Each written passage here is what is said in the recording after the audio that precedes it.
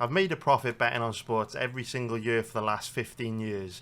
And this past week, I was able to achieve something that I haven't achieved in my entire 15-year career. And it was a huge milestone. It was a big landmark moment that I want to take some time to document and share with you, because I'm really hoping this will be a moment in my career which is the catalyst to enable me to go on and achieve even greater things than I already have. And hopefully some of you will come with me on that journey. Now, I might make a separate video on this where I go into more detail on how I've been able to do this next week. But any video that I produce that isn't about UFC breakdowns, they only get a really small number of views. So I thought I will touch on this achievement here, just so that you guys that watch these breakdown videos and you don't watch any of my other content can kind of see how I'm doing and what I've been working on a day-to-day basis and how I'm progressing in my career as a professional gambler. Because my YouTube channel is not really a very good reflection of what I do. It obviously heavily focuses on pre-fight betting, but I specialize in live betting on both football and the UFC. So pre-fight betting is only a tiny percentage of what I do, but on this channel it feels amplified and blown up to be a way bigger part of what I do. So football betting is something that I work really hard on. It's something that I've put thousands of hours into trying to beat, because it is the highest liquidity sport in the world, and we've got, you know, thousands of games to bet almost every week of the year. So my rationale was always, if I can crack football betting, I can earn millions and millions and millions of dollars betting on this sport. And so over the last few years, I've, like I say, committed thousands of hours to solving the problem of football betting. And as I sit here in, you know, spring of 2026, I feel that there's a very good chance that I might have achieved my goal. Now, it may not look like it on the profit chart, because we have a bunch of choppiness here and some choppiness here, and you're probably looking at this profit and loss chart thinking, well, that's not very impressive. But as a professional gambler, the way that I personally work is you come up with theories or strategies that you think could be profitable betting on a particular sport, but you don't really know if they're going to be profitable until you place a lot of those kind of bets and time moves, and you build up a big enough sample size to see if your theory was correct, right? And so say, for example, you have a theory on a specific type of bet that you think could be profitable. You know, after 500 bets, after 1,000 bets, you review what your profit and loss was, and you reflect on, you know, what you learned from those bets, and you improve, you tighten it up, you tweak the strategy, and then, you know, you run another 1,000 bets and see how you do. Did you do better? Did you do worse? And you're always tweaking, and you're always adjusting, you're always looking to improve. And the way that I improve my betting strategies is, once I've built up a decent sample size of bets, I will look at correlations between the losing bets, and I will look for correlations between the winning bets. And what I will basically do is cut back a lot on placing any kinds of bets that have strong correlations for losers. So for example, if you find you're losing, you know, a lot of bets on heavyweights, for example, you might want to cut back on the number of heavyweight fights you bet. But if you find you're absolutely crushing it on women's strawweight fights, you might want to double down and look for more opportunities to bet women's strawweight fights. And so over time, you tweak and you improve these strategies to the point where, you know, they continue to improve, they continue to get better, and your profitability over time should theoretically get better as well. And so a lot of the history of my football betting journey has been kind of, it's been experimentation, it's been learning from mistakes, it's been tightening up, tweaking and improving strategies to get me to this point in 2026 where I'm pretty confident that I've cracked it. And I think in time you'll see this profit chart just continue to grind up, and it will look pretty amazing. But we started this video out by talking about a major achievement that I've made over the last few weeks, and it's time for us to talk about that, because this would have been unheard of just a year ago. I would not have been able to achieve this just a year ago betting on football. But this past week, myself, my football betting group, we won 18 consecutive bets in a row on football. And I've never even got near that number on, well, actually this way it gets interesting. I have gone near that number before, and we'll talk about that in a moment. But basically, We won 18 bets in a row on football, and that is pretty much unheard of on a high liquidity sport like this, because of how incredibly difficult it is to make a profit bet in a sport like this. So if you also look at the odds range that I've placed those bets in, for the most part, they're all in the even money odds range. So if you look at the odds, pretty much every single bet that I place is in the even money odds range. And of course, you do have the odd, bet at steeper odds, like 1.6 there, 1.62 there. But then you've got some, a bet there at 3.0 plus 200 to offset it. If you go and look at the very top of my stats for football, you can see the average odds of the bets that I place is 1.892, which is about minus 110 for those of you in America. So yeah, we won 18 bets in a row on football over the last sort of 2 to 3 weeks, which is kind of unheard of when it comes to football betting, because how difficult it is to bet this market. It's the highest liquidity betting market in the world. It's brutally difficult. It breaks a lot of people. And what's interesting about winning 18 bets in a row is, if you kind of look at the profit chart, it's not that impressive, right? It's just full of chop. Okay? But where this does get super duper duper duper interesting is 18-0 could kind of been explained by like variance, right? Just a hot streak. People talk about variance a lot of the time in a negative way, using it as a way to account for downswings and rough periods in betting. But you also get positive variance. So you could say 18-0, maybe it's some positive variance swinging back in Chris's favour. Maybe there's nothing to it. Maybe it's just good luck, right? It's fair. But the reason why this 18-0 streak is so significant in the bigger picture of my overall career trajectory as a professional gambler is because over the last 4 years, the most bets that I'd won in a row on football was 10 bets. Last month here, see this like spike just there, right? In February, this spike.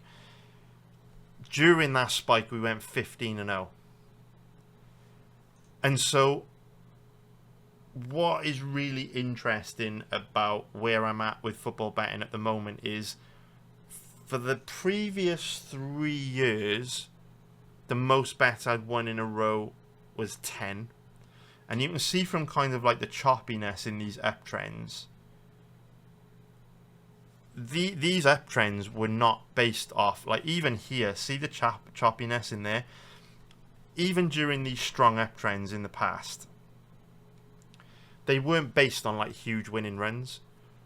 Take a look at these periods here, 15-0, and we basically go straight up, and then here 18-0, and we pretty much just go straight up. Bam. Big consecutive winning runs. So I do think there's something to this. I do think we've turned a massive corner, because prior to last month, I'd only ever won 10 bets in a row. Now, last month I won 15 in a row, and this month I won 18 in a row. Which, if you understand like probability and how unusual that is over the sample size of bets we're placing in this odds range, like, it gets harder. The two separate huge streaks make it a lot harder to explain that with just positive variance and good luck. And so, as you can see again, if we focus in on our performance since, late November here, where we hit this bottom around here, what's interesting about that is that at the end, or towards the end of November, I made a radical change to my strategy. So what you can see here is, very nice uptrend. And then around here, I made a change to my strategy. And that clearly didn't work because we started a dip. And then around this point in time, I was thinking, right, this isn't working. This is a clear downtrend. You can't just call this bad luck. Over the sample size of bets we placed, the downtrend's too consistent to just explain it through bad luck. And so I made a radical change in my strategy in here somewhere, and then ever since we've been trending up. It's kind of amazing. I think we're up about 30 units in the last sort of 4 months. December, January, February, March. Yeah. So we're up like, so call it like 28 units or so there. Yeah, 28.63 units. And now we're at 55.43. So it's interesting times. So I just want to document this. I'll probably make what I'm going to probably do is make a video in a few days' time or next week where I explain the details of the strategy change, what I actually changed, and how I've been able to put these huge winning runs together. But I'm very interested in, well, not interest isn't the right word, but I'm very optimistic and excited for the future, because when you look at my UFC live betting chart, it's very impressive, right? It's probably one of the best profitability charts you're ever going to see, just non-stop consistent profits. And our largest ever drawdown was here, which is minus 14 units, which is, it's nothing. Giant nothing burger, you know, dipping 14 units is absolutely nothing. So live betting on the UFC is my speciality. It's been a huge cash cow for us over the years. But you can see when I started tracking results and built this website, and started tracking these results 10 years ago, you can see it was straight off to the races and non-stop profit. Literally over the last 10 years, all we've done is make profit and win. But it hasn't been like that on football. It's, you know, it's been choppy at times, and this chart certainly doesn't look as good. But what you've got to remember is, remember what I led with in the beginning of the video and what I talk about every week, right? I started betting on, or started live betting on the UFC 15 years ago. So prior to starting to record my results on this website 10 years ago, I had 5 years of experience where I was learning and figuring things out. You know, learning from my mistakes, experimenting with different strategies and theories and seeing how they worked, and constantly tweaking and improving. So if this profit chart dated back to the very beginning when I started out 15 years ago, you probably would have had like an ugly, choppy period here while I was still figuring things out. And then only once I was confident that I'd figured things out, boom, we're off to the races. We make huge gains over the next 10 years. And in the next 10 years from now, in 2035, I'll be coming here and I'll be saying, look, we're absolutely crushing it, right? If the robots don't kill us. But yeah, what I'm trying to say is this profit chart here doesn't reflect the struggle, because I'd already figured things out when I started coming out and making content relating to the UFC and built this website. With football, I've completely documented the learning process and the experimental process and the tweaking of the strategies and all that kind of stuff. So, look, we make a profit most months. We've made a profit in 34 34 months out of about 53 months. And I've just got a sneaky feeling that we've really achieved something big since November, and I really feel that quite strongly, like my intuition, that we're going to just continue to grind up here, and this football betting chart, if you know, in 15 years' time, will end up looking quite a lot like this profit chart with a bit of choppiness at the very beginning. So I'm really excited to see how the next 2 months go, because obviously we're entering into the end of stage or end of season stage where you get playoff games, tournament games, or deep stage tournament games, playoff, playoffs for promotion, playoffs for relegation, cup finals, relegation dogfights, promotion battles, all that kind of things. It's an explosive time of the year, and in previous years we've actually performed real bad this time of the year, but I'm optimistic this time will be different. So just wanted to share that with you, because like I say, it's a huge moment in my career. It's probably the biggest achievement of my career, going 8-0, 18-0 on, you know, the following month from going 15-0 on a sport as difficult to bet as football. It's probably the highest point of my career, if I'm being honest. Probably my biggest achievement this is my biggest achievement ever, being able to be this consistent over such a long period of time. There's probably no one else on earth that has been as consistent betting on a sport or as profitable betting on a sport as I have live betting on the UFC. I'm the best in the world at this, and there's probably no one else on earth that can show you a profit chart like this that has been obviously fully verified by my community that have been with me throughout this time as well. I've got members that have literally been with me since like 2016, 2017. So this is my biggest achievement. But going 18-0 after a month where I went 15-0 on football bets is probably my second biggest achievement. But at the moment, it's just lost in the noise, right? Lost in this choppiness. What we now need to do, and this is why I was talking at the very beginning of the breakdown about how I want to use this now as a catalyst to push on. That's what we need to do now. That we need to push on. We need to, like, over the next 2 months, continue grinding out these profits, and hopefully I'll come back, just before the World Cup and be like, hey, look what we did, and we'll be up here somewhere. Hopefully, fingers crossed. I really hope so. I will work real hard to do it. Guys in my football betting group know that there's no days off. I work like a fucking dog at this, and hard work pays off. And I've worked real hard, placing over 4,000 bets on football, learning, tweaking, improving, and I'm really hoping now we're close to cracking this, and we might have already cracked it. So keep you guys up to date. If you are interested in joining my football betting group, just go to my website. You can find out how to sign up there.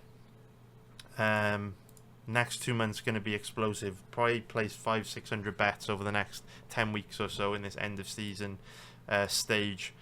And I'm hoping that it'll be a profitable time for us. So that's how we did recently on football bets. Now I want to talk a little bit about pre-fight betting. But it's a very small part of what I do. Like I say, very, very small part of what I do. I live bet. That's my speciality. Live bet on football in the UFC. I don't know how many more times I have to say that. That's my speciality.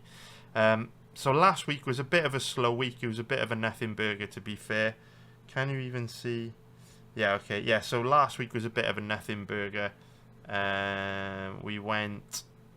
Where are we? Here we go. So we went 1, 2, 3. 3 wins. 1, 2, 3, 4 losses. So 3 and 4 on bets. And if we pop the calculator out... we went 1, 2, 3, 4, 5 units down. Take away 0.64 where we won. So we lost 2 units on Abdul-Malik. Won 0.64 units on this Alexa Grasso fight spread.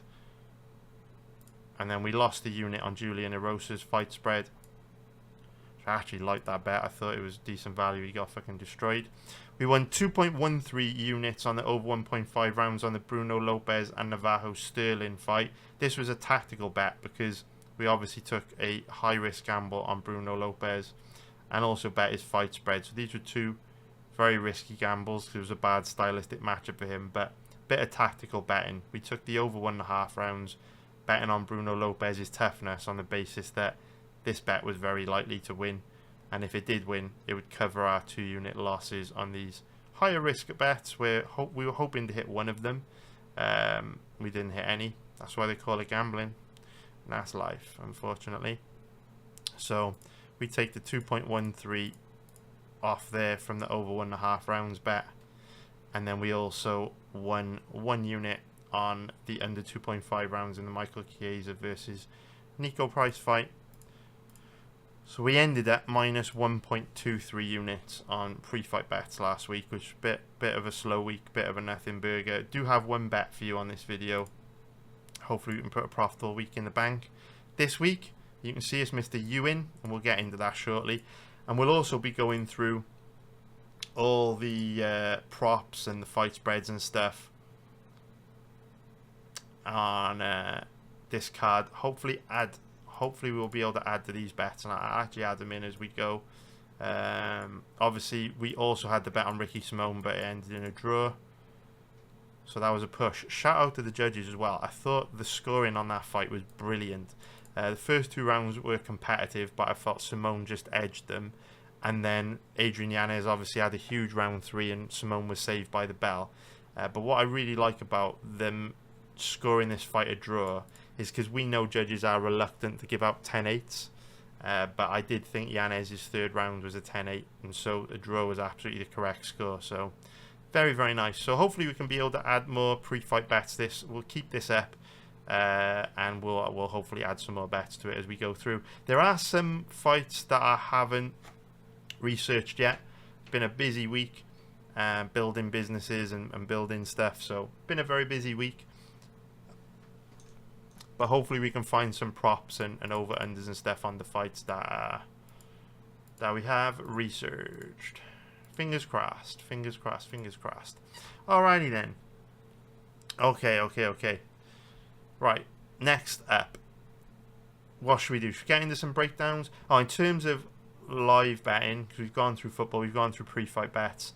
Last week's live betting was a just break-even week. No bets. Very, very quiet week. There was a lot of one-sided fights and quick finishes last week, which made it difficult to bet.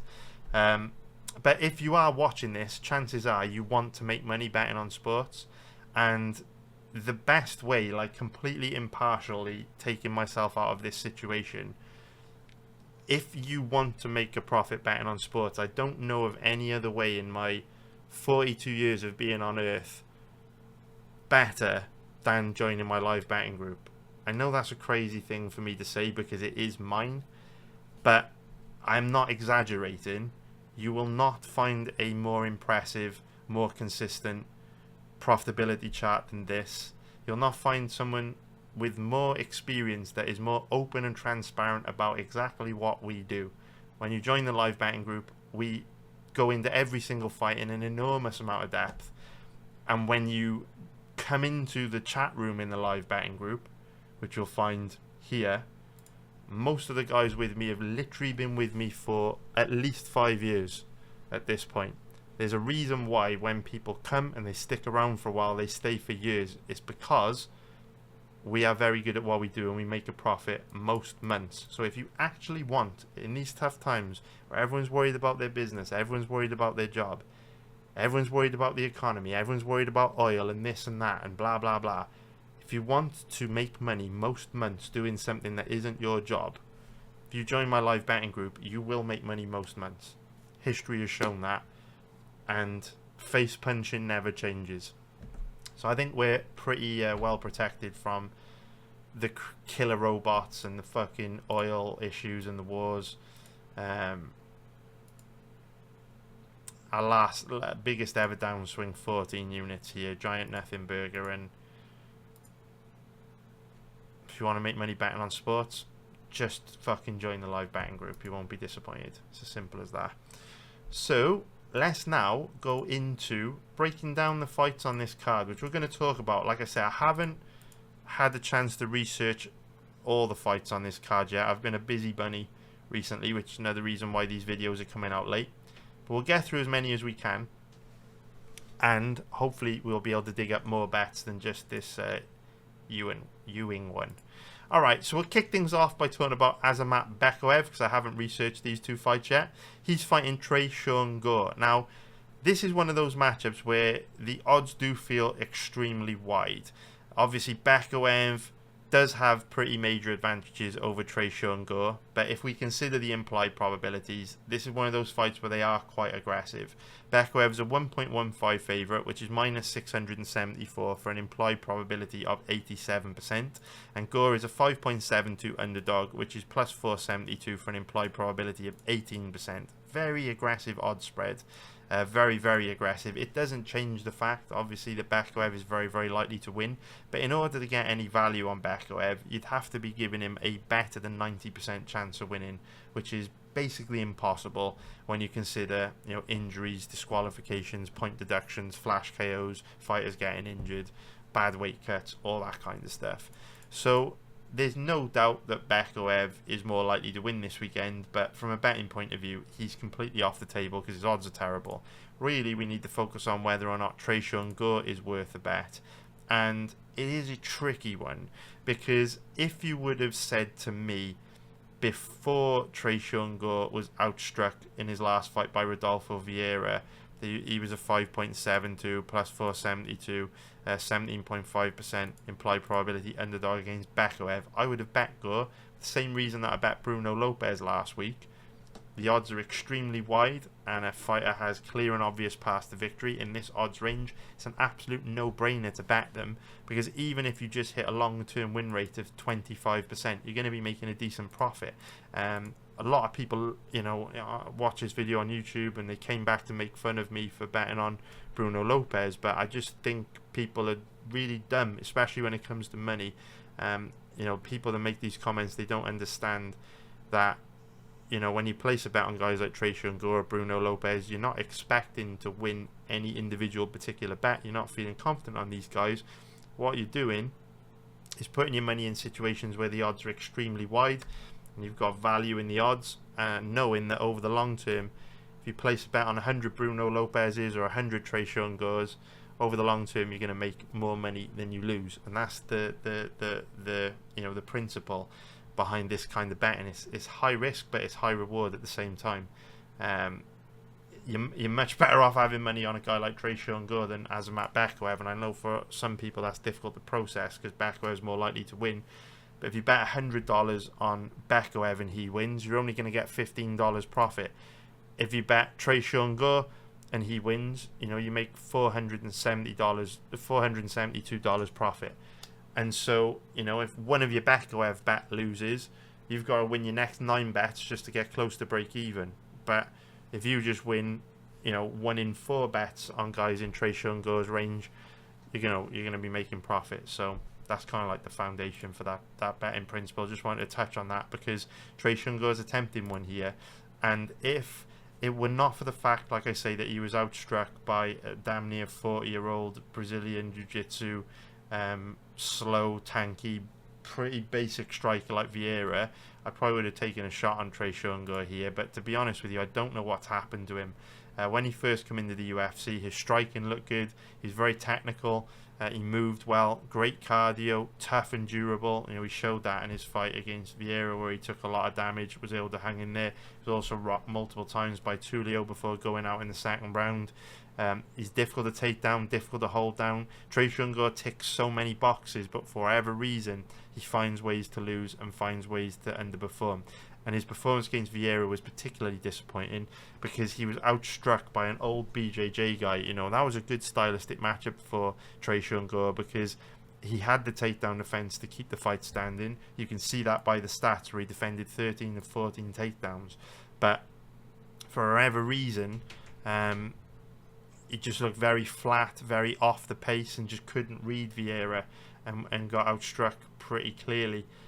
Maybe the threat of Vieira's takedowns threw him off, where he couldn't really focus on defending himself on the feet because he was preoccupied with thinking about the takedown. But yeah, it's very difficult to bet Tresean Gore in this one, despite the fact the odds do feel very wide, because Bekoev is a far more difficult stylistic matchup than Vieira was. And so, if he struggled against Vieira, he's probably going to struggle pretty bad against Bekoev as well.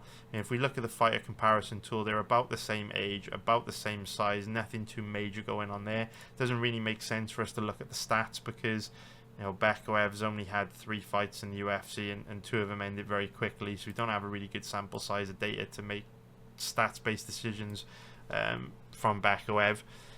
So yeah, it's a bad stylistic matchup for Gore. Bekoev obviously can confuse Gore with the threat of his takedown, and Bekoev's a reasonably technical striker, a much better striker than Rodolfo Vieira in my opinion. So yeah, Bekoev probably wins this weekend, but the odds feel very wide. This is one I will have my eye on in live betting. This one could get very interesting from a live betting point of view. So hopefully we'll be able to snipe a winner on it in live betting. But pre-fight bets, I don't quite love Gore enough to take a shot on him, and obviously Bekoev's odds are unplayable. So I think it's time we moved on to the next fight. Let's break down the fight between Alessandro Costa and Stuart Nicoll, which is another fight where the odds do feel very wide. Costa 1.24 favourite, which is minus 425 for an implied probability of 81%, and Nicoll a 4.15 underdog, which is plus 315 for an implied probability of 24%. I think this is one of those situations where Nicoll struggling bad in his UFC debut against Lucas Rocha has had an adverse effect on the odds. I do think this one's likely to be more competitive than the odds suggest, And I would expect Nicoll to look a lot better than he has in his debut and also in his last fight against Rocha. Nicoll looked a lot better to me than what he showed against Rocha, you know, on the regional circuit in Australia. I think he's got a lot more to give. I think he could actually cause Costa some problems this weekend. So if we look at the fighter comparison tool, you can see both guys pretty much the same age, pretty much the same size. Nothing too major going on there. Again, I don't really want to look into the head-to-head stats on this one because, again, Nicoll's only had 2 fights in the UFC. This one ended very quickly, so we're not really going to get good quality data on Nicoll to use in a stats comparison. The fight footage is our best guide for how this one's likely to play out. So in terms of how they both match up from a stylistic point of view, Nicoll is more of a fighter that comes in with a grappling heavy game plan. He's well rounded, but I would call him more of a grappler than a striker. And Costa more of a striker than a grappler. But generally speaking, both guys are pretty well rounded. Where this matchup gets interesting is that Nicoll is a pretty good offensive wrestler. Now, if you look at his fight against Lucas Rocha, the stats wouldn't really reflect the fact that he's actually a decent MMA grappler, because it shows that he only successfully completed 2 of 20 takedown attempts, which is crazy, right? Very, very bad. And only a 10% success rate on takedowns. Pretty appalling. However, there are multiple ways to interpret stats.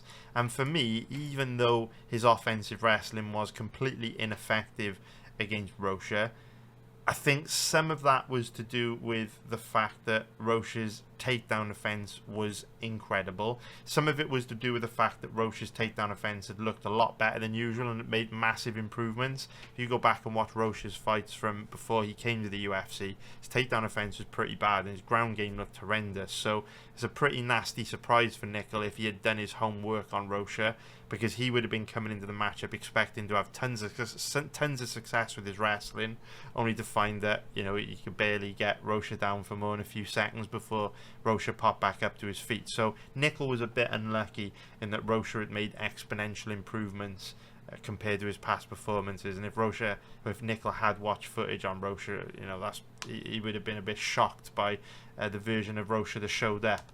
So it is, on one hand, not great that he only completed 10% of takedowns, but on the other hand, persistently trying to take your opponent down 20 times in a fight, I like it, because how often do you see situations where you know that a fighter has got the grappling to take his opponent down and dominate them on the ground, but he just doesn't wrestle enough, and as a result gets outstruck and outgrappled because he might shoot, you know, 1 or 2 takedowns, the opponent stuffs them, and then he abandons his grappling. It's very frustrating. We spoke about this as a risk factor for betting on Ricky Simón last week, and then once again he made the same mistake that he made against both Rony Barcelos and Vinicius Oliveira. He made the same mistake against Adrian Yanez, and he just didn't grapple very hard. When he did commit the takedowns, he got Yanez down quite easily, but outside that tried to win a striking match against a superior striker and was lucky to escape with a draw, but he wasn't lucky enough to escape with his face intact, because he obviously took absolute tons amount of damage, maybe a career life-changing amount of damage as well. It was pretty rough for Ricky in that 3rd round. But anyway, going off on a tangent, I do like the fact that Nicoll is persistent, because in football we have an expression: if you don't shoot, you don't score. What that means is if you only shoot 3 takedowns in a fight, you've only got 3 opportunities to get the fight to the ground. Whereas if you shoot 20 takedowns in a fight, your chances of getting your opponent to the ground are far higher, because you're taking more attempts, right? You're taking more shots. You've got more room for error, more room to fail. So I like the 20 takedown attempts from Nicoll, even if they were mostly unsuccessful. Why is that significant? Why does it mean anything? Well, it means a lot, because Costa does have a pretty big advantage on the feet. He's a big, tanky Brazilian. He hits harder. He's more technical. And Nicoll has a real flatness about him. when it comes to striking. He doesn't have any power in his hands, and that flatness also kind of translates into his grappling, where he's just not a physically imposing grappler, and this is the main reason why he struggled to get Rocha down and keep him down. Rocha is just too strong, too physically imposing, too athletic, and I expect Nicoll to, for the most part, have the same problem with Costa. Costa's takedown offense isn't bad. He does a good job of using the cage to defend takedowns. He's strong and he's powerful and he's tanky. But one issue in Costa's overall skill set, one chink in his armour that I do think Nicoll is very well positioned to exploit, is that Costa's one of these guys that is quite difficult to take down. His takedown offense is pretty good, but he's very easy to hold down. His physicality doesn't translate to the ground, and we've seen situations in his past fights where guys have been able to get on top of him and spend a lot of time controlling him. The fight that really stands out to me for this was the Amir Albazi fight, where Albazi had tons of control time.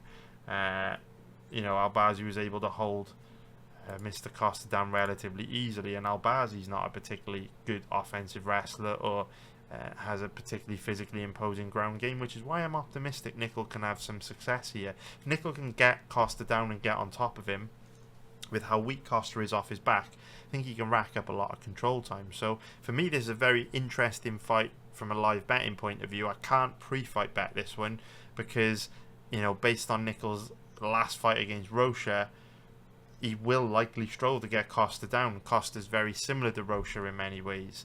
But at the same time, it's too risky to bet Costa as a big favourite in this one, because we know Nicoll will try extremely hard to get this fight to the ground. And if you do get Costa to the ground, it's easy to hold him down and rack up control time. So for me, it's an interesting fight for live betting, but from a pre-fight betting point of view, I think the odds are roughly where they should be. Maybe there's a bit of value on Nicoll, but not enough to really get me interested in betting him personally.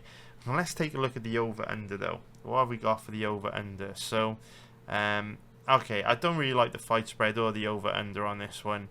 Let's move on to breaking down the next fight that we're going to focus on. Now let's break down the fight between Jose Delano and Robert Ruchala, in a fight where, again, the odds do feel very wide to me. Delano is a big favourite at average odds of 1.30, which is minus 330 for an implied probability of 77%, and Ruchala a 3.52 underdog, which is plus 252 for an implied probability of 28%. Delano, very, very, very steep favourite considering this is his UFC debut. So in terms of how these two match up from a stylistic point of view, Ruchala is a very well-rounded fighter, so I wouldn't call him a striker or a grappler. Just does a bit of everything. He's very well-rounded. He's got good cardio, decent offensive wrestling. He's very tough, he's very durable, and his striking's not that bad either. Delano, more of a specialist, more of a technical striker. Doesn't throw a super high volume of strikes. He's not that aggressive. He's got more of a sniper style of striking. And there's no doubt that he is more technical on the feet than Ruchala. Where it gets interesting with Delano, though, is that we don't know tons about his takedown offense and ground game against a decent level of opposition. So he will have the edge on the feet, but we saw Ruchala use a lot of grappling in his last fight against William Gomez. He shot six takedowns, only successfully completed 2 of them, which isn't great. But we do know Gomez has made big improvements to his takedown offense and ground game. Gomez is a lot harder to hold down now than he used to be. So this is one of those matchups where there's no doubt that Delano's the more technical on the feet, but Ruchala is tough. He does have the cardio to fight at a high pace for 3 rounds. And on top of that, he's also one of these guys that will mix in his grappling as well, which can throw Delano off and close the skill gap when it comes to striking. Spoke about it earlier on with Tresean Gore dramatically underperforming against Rodolfo Vieira, and we said, look, sometimes the threat of the takedown can really throw a striker off, because if they're very focused on defending themselves from the takedown, they can't fully focus on the striking. So Ruchala, being one of these guys that mixes things up a lot, might actually cause Delano some problems. This isn't going to be one of those fights that I'm going to be betting. I think it has got the potential to be, close, pretty competitive. I'm not too interested in betting this one personally, just because, Delano, he is the better fighter. He is more technical on the feet. Ruchala's offensive wrestling isn't great, so it probably isn't going to be that easy for him to get Delano down. But this is one of those matchups where I do think the odds are very wide, and I do think this fight could be super competitive, so it's a good one for live betting, but a difficult one from a pre-fight betting point of view. So I hope you found that useful. Now let's move on to, now let's break down the fight between Tommy McMillen and Manolo Zacchini, with McMillen being the biggest favourite on the card, an absolutely enormous favourite in his UFC debut. So you very rarely see guys in this odds range that make their debut, so that must mean that McMillen is something special, right? So he's a 1.07 favourite, which is minus 1,371 for an implied probability of 93%, whereas Zacchini, an 8.72 underdog, which is plus 772 for an implied probability of 12%. So you already know what I'm going to say with a fight like this. Obviously, the odds feel extremely wide. I mean, how could they not when a guy like McMillen has got hair like this and a Scarface tattoo like this? Kind of crazy, right? This is one of those matchups where I definitely understand why McMillen is a big favourite, but obviously in order to get any value on him at all, you'd have to give him like a 97% chance of winning, which, it goes without saying, is basically impossible. So I get that he's got a lot of advantages over Zacchini, but it's another fight where the odds feel ridiculously wide and ridiculously aggressive, and hopefully we'll be able to punish the bookies for their wide odds on this card in live betting, because these fights featuring big favourites are difficult from a pre-fight betting point of view, but we may be able to use our knowledge, our research, our skills to profit big in live betting. So one of the big unanswered questions when we've got these inexperienced debutants coming into the UFC is, how are they going to deal with being put in bad situations? Because what you get a lot of the time with these debutants is they've only fought a low level of opponent outside the UFC, and then when they face a big step up in competition in the UFC for the first time and they get tired or they get hurt, the wheels start to come off and they don't look so impressive, right? We've got the horrible expression in the MMA community, fraud checked, and a big part of the reason why a lot of fighters get fraud checked is when they have all this success against a low level of opponent, and then they get hurt or tired for the first time and their true self is exposed and they start to struggle. Where I think McMillen's different, and what I really like about McMillen, is that his Contender Series decision win over David Magoyan was an absolute war. He took a ton of damage in the fight. He was taken down. He was hurt. He was tired. He was worn down. And yet he was able to dig deep and still find a way to get the win. What that says to me about McMillen is that inherently he's tough. And even though he's relatively inexperienced, he is the kind of guy that is going to be very difficult to stop, because he's got that kill or be killed style. He's very aggressive, he fights at a high pace, and he's reasonably good everywhere. So there's no doubt that McMillen has a lot of advantages in this fight. His cardio's great, his striking's reasonably technical, he's tough as nails, he's durable, he's difficult to take down and hold down. He is better than Zacchini everywhere. Obviously the issue and the question is whether he deserves to be a 93% implied probability favourite. Very, very difficult to justify those odds. So this is obviously dog or pass. If you want to bet this fight, you must take Zacchini. But just know if you do that, he is facing a guy that is better than him everywhere. And despite this goofy profile pick, McMillen's actually pretty good. Very well rounded, no major weaknesses, tough as nails, great cardio. And hopefully, this one will get spicy live. We can make a bit of money live betting, but pre-fight betting, this one is absolutely dead as a dodo. So not much we can do with it. Let's move on to the... Now let's break down the fight between Ethyn Ewing and Rafael Estevam. And at present, Mr. Ewing is my only pre-fight bet on this card. I'm hoping that will change, but at the moment, he's all I got. He's all I got. So hopefully, the very least, Mr. Ewing will come through for us. So both these guys are in the even money odds range. Ewing, a 1.68 favourite, which is minus 148 for an implied probability of 60%. And Estevam, a 2.19 underdog, which is plus 119 for an implied probability of 46%. So it's a classic striker versus grappler matchup. Ethyn Ewing is the striker, Estevam is the grappler, and this fight comes down to whether or not Ewing is going to be able to keep the fight standing for long enough to exercise his advantages on the feet.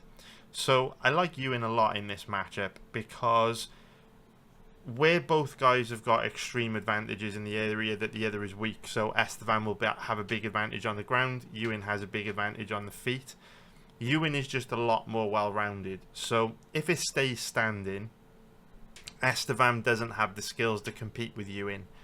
But if it goes to the ground, Ewing has the skills to mix it up, survive, and at least be competitive with Estevam. So this is a matchup where Estevam only has one path to victory. Ewing has many paths to victory, and I think that's going to be the real difference on Saturday night. I was really impressed with Ethyn Ewing in his UFC debut. We actually made some money live betting Ewing as an underdog against Malcolm Wellmaker in our live betting group. He came through for us big time, and what I was super impressed by with Ewing is that he took the Wellmaker fight on less than 1 week's notice.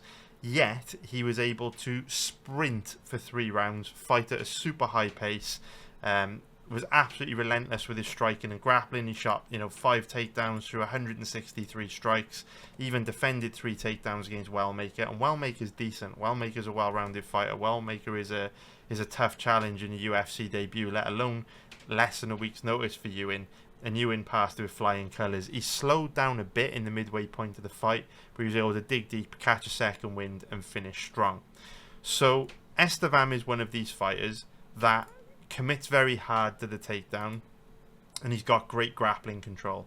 So if you take a look at his stats, so he shot 9 takedowns against Boons, he shot 19 takedowns against Aguilar, he shot 22 takedowns against Charles Johnson. So that's a very high volume of takedowns attempted against those 3 opponents. And so he's going to commit very hard to his takedown against Ewing. But like we've spoken about with guys like Merab Dvalishvili, where, Dvalishvili's got the ability to persistently grapple at a really high pace for a long period of time. That's great for wearing your opponent down. But if a guy shoots tons of takedowns in a fight, generally it's a bit of a red flag. Because when you look at the truly elite MMA grapplers, they didn't have to shoot many takedowns in a fight. Like if you look at Khabib as an example, probably the greatest MMA grappler in the history of the UFC, or even Chimaev or Makhachev or Sarukian, as it exists in 2026, these are our best MMA grapplers. Chimaev isn't shooting 22 takedowns in a fight. Khabib isn't shooting 19 takedowns in a fight. Makhachev isn't shooting 9 takedowns against Felipe Boons, right? If a fighter like Estevam is shooting a high volume of takedowns, number one, their fighting style's not efficient because they're going to be burning through tons of energy to do that without getting much of a return on their investment. And the second issue is shooting tons of takedowns. It shows their grappling control's not great. Khabib or Chimaev don't have to shoot 20 takedowns in a fight, because they only need to shoot 1 or 2 takedowns per round to get their opponent down and control them for the whole round. So whilst Estevam is a good MMA grappler, and he is a persistent grappler, and I do like the fact that he spams takedowns and commits hard to his wrestling, like we were talking about with Nicoll in one of the other breakdowns on this card, at the same time, when you only see him successfully complete 3 of 22 takedowns against Charles Johnson, or 11 takedowns of 19 against Aguilar, or 5 takedowns of 9 attempts against Boons, it shows that he's not the most effective at getting you to the ground. Because Aguilar's takedown offense is pretty bad, Boons' takedown defense is pretty bad. And so Estevam is going to struggle against these guys with decent takedown defense. And Ewing, from what we've seen, while we certainly haven't seen Ewing face a level of MMA grappler as good as Estevam, Ewing's takedown offense and ground game does look pretty good. He's pretty good at defending himself on the ground, defending takedowns and scrambling back up to his feet. And Estevam is a guy that, because he has that inefficient style of wrestling and he does commit so hard to his takedowns, Estevam is one of these guys that does burn through a lot of energy, and he does slow down as fights wear on. I mean, if you go back and look at the 3rd round of any of these fights, you can see him, pretty flat, pretty tired, bit of a sitting duck on the feet. So the way I see this fight playing out is Ewing is very likely to win round 3, because he showed that against well maker on less than a week's notice, he can sprint hard for 3 rounds. There's no doubt Ewing's cardio is better than Estevam's. I think round 2 will be back and forth, kind of close, where Estevam will have a bit of success with his grappling, but Ewing will mostly neutralise it. And in round 1, it'll probably be quite difficult for Ewing when Estevam is fresh and physically imposing and can stick to him like glue and commit hard to the takedown.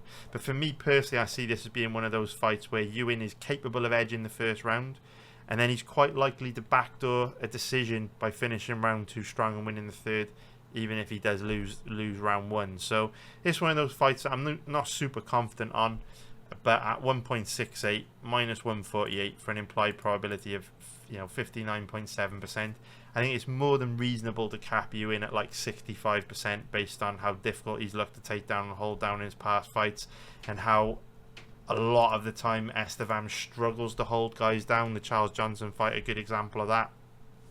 So yeah, I like Ewing in this matchup, and hopefully he will come through for us. If you take a look at the fighter comparison very quickly, Ewing's stats aren't generating yet because he's only had 1 fight in the UFC, which is a bit annoying, but we should have those stats generate after this weekend's matchup. Fingers crossed, but they're both about the same age, we know that much. Now in terms of the prop bets, or the fight spreads and the over-unders, if we take a look, we can see that Estevam plus 3.5 is 1.58. That's not bad, actually. That's not bad. The over-under odds are a bit dead. All right, we're going to leave that there. We're not going to take any of them. So, yeah, going to be betting you in this weekend. Hopefully he comes through for us. I think he can keep the fight standing, chip away at Estevam on the feet, tire him out and frustrate him.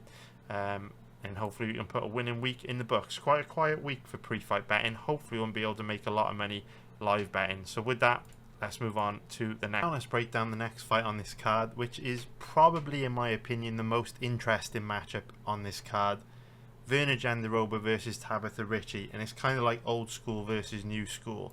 Because if we look at the fighter comparison tool, we can see that Jandiroba, 37 years old, coming off the back of a title fight loss to Mackenzie Dern. Will she have any of those kind of post-title fight loss blues that we often see in a fighter?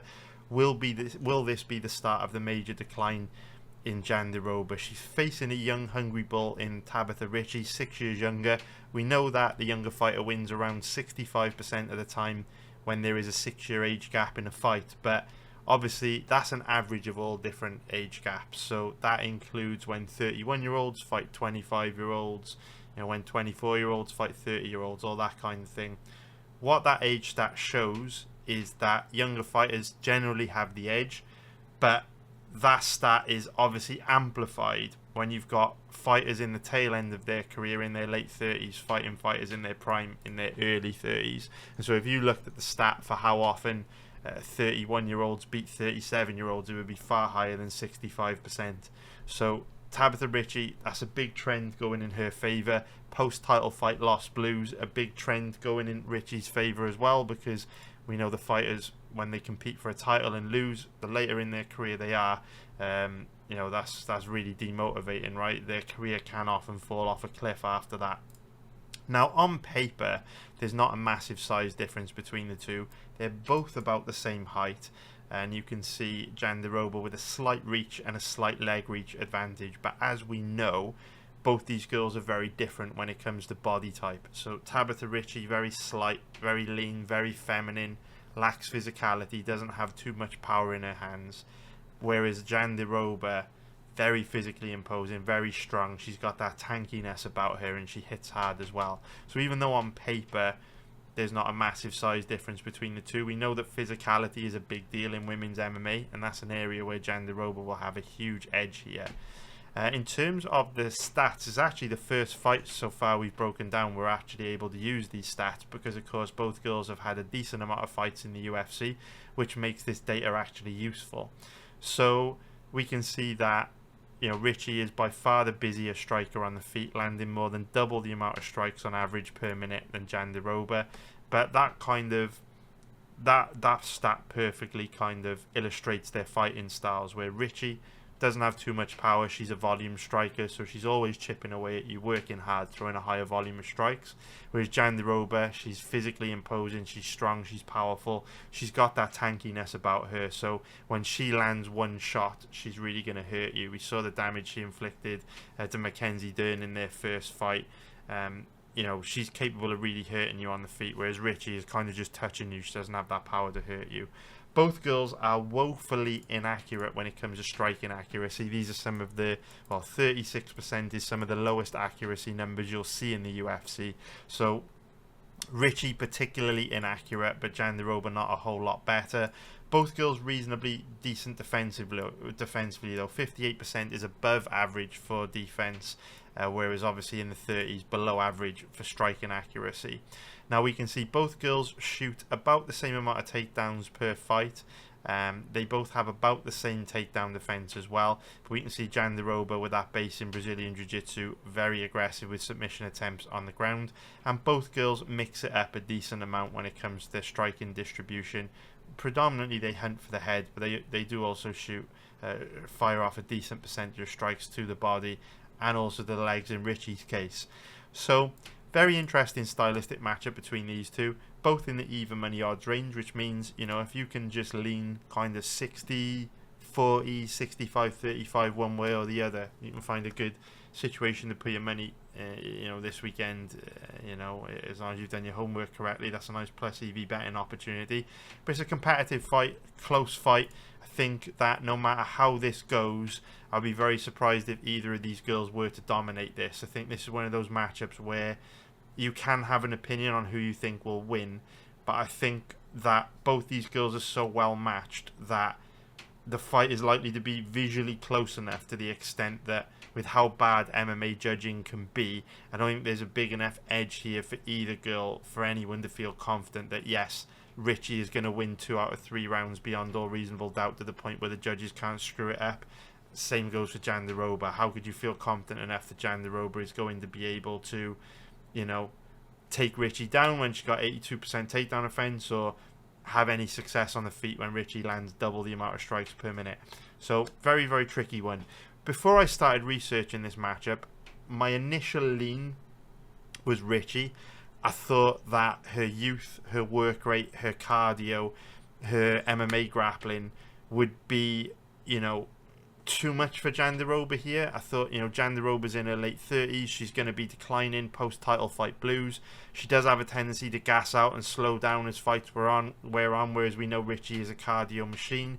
Ricci's got good MMA grappling, so while she may not be as physically imposing or as strong as Jandiroba when it comes to grappling, she can maybe use her MMA grappling in reverse to keep the fight standing, where she lands more than double the amount of strikes per minute, and obviously has a huge volume edge on her side compared to Jandiroba. So that was my initial feeling when I researched this one. But after watching, my initial feeling before I researched this one, after watching some footage, started to lean more towards Jandiroba, just on the basis that I think this is a fight where potentially Ricci is going to struggle to score and actually make a meaningful impression on the judges, because we've seen her striking is very inaccurate at 36%, and when she does land, she doesn't really hurt you because she doesn't have any power in her hands. So even though she throws way more strikes than Jandiroba, this is nothing new or different or novel. Jandiroba is a low volume striker, yet because she hits so hard, she is able to keep it relatively competitive against a lot of the girls she faces, even though they are all better strikers than her from a technical point of view. So on the feet, even though Ricci's likely to land more than Jandiroba, I think the damaging, impactful shots will come from Jandiroba, and those are the things that could leave a bigger impression on the judges. And when it comes to grappling, I do think Jandiroba's got a huge advantage on the ground because of her strength and physicality. She may struggle to get the fight to the ground because Ricci is fast and she's got good footwork, and she might be able to use her defensive wrestling in reverse to keep the fight standing. But personally, if the fight were to go to the ground, you'd think that Jandiroba's strength and physicality would enable her to get the edge, either through, you know, taking Ricci's back or landing harder ground and pound, or, being more effective at holding Ricci down from top position. I don't think Ricci's got the strength or physicality to hold Jandiroba down or take Jandiroba down or put Jandiroba in bad positions on the ground. Now, doesn't mean Ricci won't get top position. Jandiroba has been known to pull guard at times, but I don't see Ricci getting Jandiroba down. I think if Ricci ends up on top, it'll be because Jandiroba's gone for a submission and ended up on the bottom or pulled guard or something of that nature. So it's a real interesting fight, this one.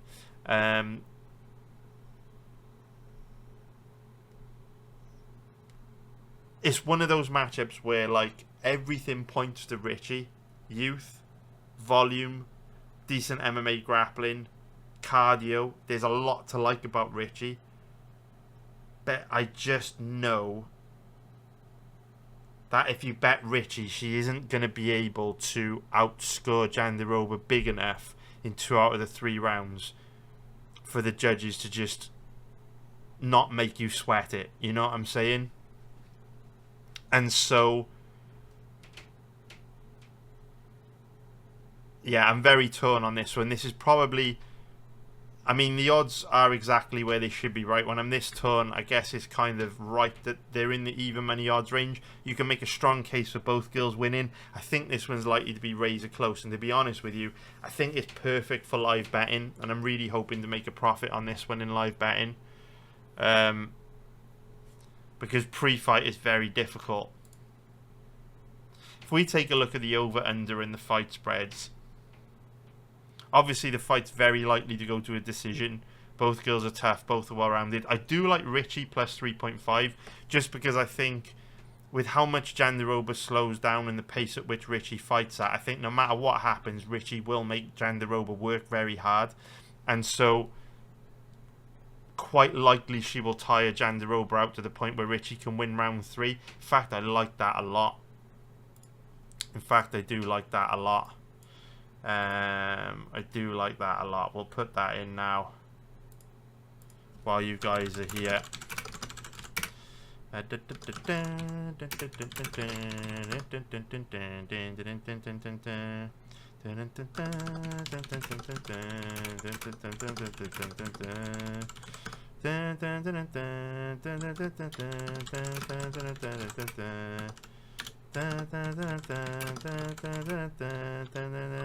understand now. This took way longer than I thought.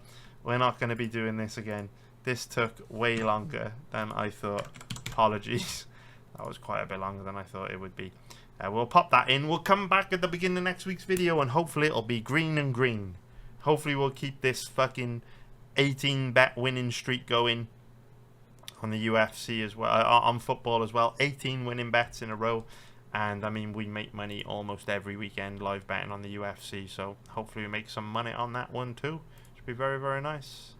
Very, very nice. Okay, what are we moving on to next? I think that's it for this fight. Yeah, I can't lean either way, but I do like Ricci plus 3.5. Hopefully she comes through for us, and hopefully we can make some money live betting this one. Now let's move on to the next. Now we're going to break down the main event between Renato Moicano and Chris Duncan.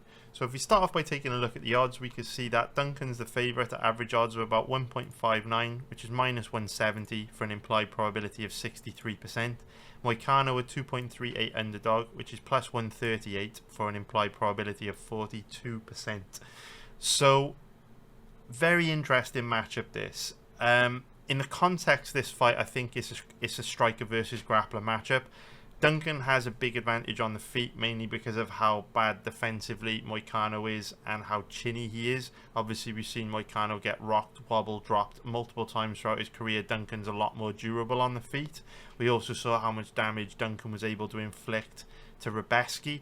Ribeiro by the 3rd round looked like he'd been in a car crash, and we know Moicano just isn't capable of taking that type of damage at this point in his career. But we know Moicano still is excellent on the ground. Good offensive wrestling, great grappling control, very, very physically imposing on the ground. So Duncan needs to keep this one standing. And where this gets difficult for Duncan is that his takedown offense isn't the best. And I'm going to show you some footage of that in a moment. If we look at the fighter comparison tool, we can see that Duncan's 4 years younger, but these guys are at the stages in their careers where Duncan's in his prime, getting better and better from fight to fight, whereas Moicano is declining from fight to fight, and we've seen very steep decline in Moicano's durability and chin over the last sort of 3 or 4 years. But in terms of size, they're both about the same size. Now, when we look at the stats, not a massive difference between the number of strikes landed per minute, but I think Duncan's durability on the feet gives him a big edge over Moicano. Moicano's slightly more accurate, but I don't think it means much in the context of this fight. Moicano's also better defensively on paper, but we know that he can't take a punch like he used to, so again, that doesn't mean a whole lot. In terms of the grappling stats, we can see that in actual fact, Duncan attempts more takedowns per minute, which is interesting because Moicano is the one that you'd associate more with being a grappler, but you know, Moicano's been in the UFC for a long time, and it's only in the last few years as his chin has started to go that Moicano has started to incorporate more grappling heavy game plans into his skill set. For the longest time, in the majority of Moicano's career, he was very much a pure striker, so this stat kind of makes sense with Moicano's earlier performances where he was a stand-up fighter, diluting the fact that he's very much a grappler now in the UFC. Both guys have pretty bad takedown defense, 63% and 50% respectively, and that will pretty much determine, in my opinion, the outcome of this matchup. You know, whether or not Duncan can survive early, because we know Moicano is very aggressive with his wrestling, very, very dangerous on the ground. So I just kind of want to bring up the Rebecca fight, just so you can kind of see what I mean when it comes to Duncan's questionable takedown defense. We're going to go back to the beginning of the fight here, and if we just quickly look at the stats on this one, we can see that against Rebecca, he defended 4 of 6 takedowns, but only defended 1 of 3 against Balaji Oki, and defended 0 of 2 against Manuel Torres. We'll have a quick look at the Oki fight because it is kind of relevant to this one. He defended no takedowns against Torres, but the fight only lasted 1 minute and 45. Defended 5 of 14 against Morales. Oh, sorry. Attempted 5 of 14 against Morales. That's irrelevant. We'll focus on the Oki and the Rebecca fight here. So, if we just skim through, we're just going to focus on... Oh, we haven't even searched for the Rebecca fight. That's McKinney. What am I doing? Where are we? Here we are. Sorry about that. Here we go. Here we go. Here we go. Alright, so... we're just going to be focusing on the grappling in this one so that this takedown doesn't become super long. What I want you to pay attention to is how easy it is to get Duncan down. You can't really call that a takedown. He kind of threw a kick and slipped.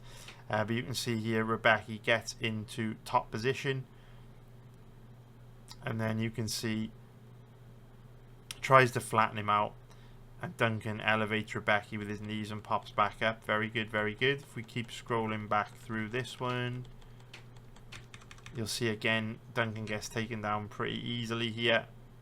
Again, slips throwing a kick. But the problem is when you fall over twice throwing kicks like that, it does kind of show that you can be put on your back relatively easily. And while Rebecca didn't do a particularly good job of establishing top position and racking up any top control, we know that Moicano's grappling control is excellent, and if you give Moicano opportunities to get on top of you, he's going to be able to get to your back or hold you down for a long period of time and do a hell of a lot of damage from top position with his ground and pound. So Duncan back up there, and then let's skip into round 2.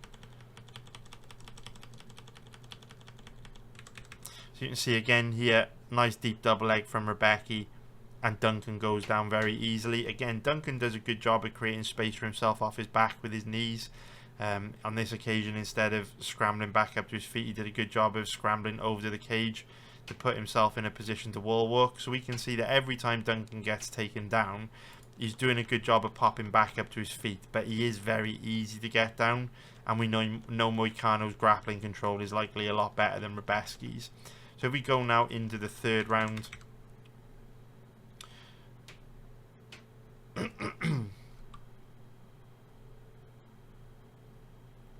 again, nice double leg entry there from Rebecca. That time Duncan sprawls out of it.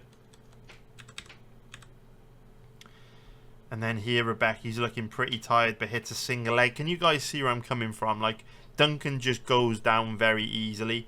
And whilst he is finding ways, creative ways to pop back up to his feet or scramble over to the cage, it doesn't change the fact that he just is going down extremely easily. And against a guy with very good offensive wrestling and great grappling control like Moicano, that could really get Duncan into a lot of trouble. Now, the Oki fight didn't last very long, but it is worth us just very quickly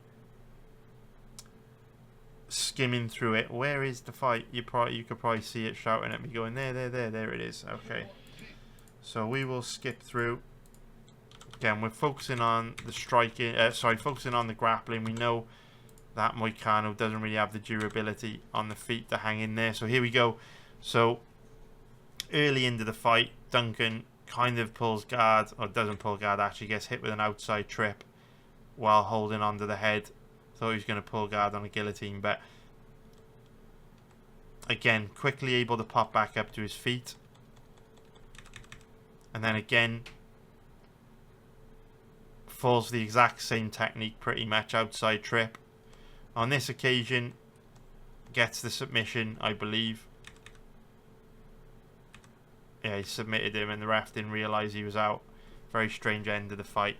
But anyway, point being, again, you see Duncan taken down really, really easily there twice by Balaji Oki. So obviously it goes without saying that Moicano is a better offensive wrestler, a better MMA grappler than both Oki and Rebeski.